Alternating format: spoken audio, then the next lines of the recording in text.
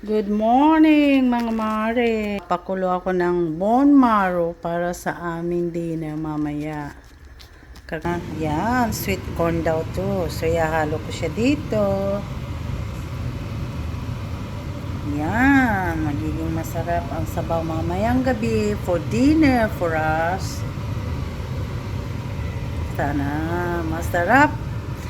Lalaga ko ito ng another 30 minutes tulad ng sinabi ko. Siyempre, mga 15 minutes yan.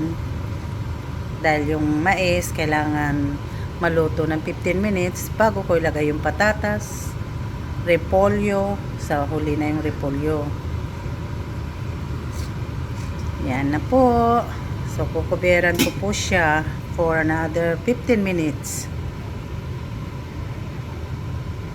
Ito yung mga rekado niyang iba. Patatas, carrots.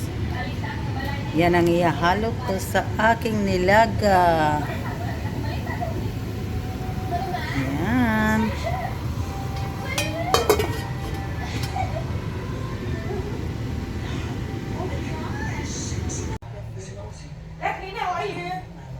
Yan, luto na.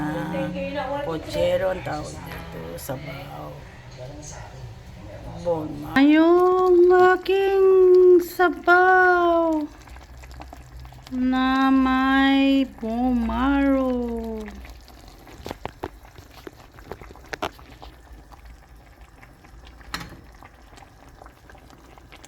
Daming gulay.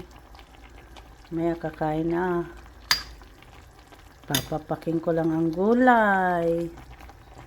Kaya mga mare, luto na sabaw. Tawag sa atin pochero. Wala nga lang saging na saba. Mahirap kasing umanap dito ang saba. Pero kompleto naman siya. May mais, nasa ilalim.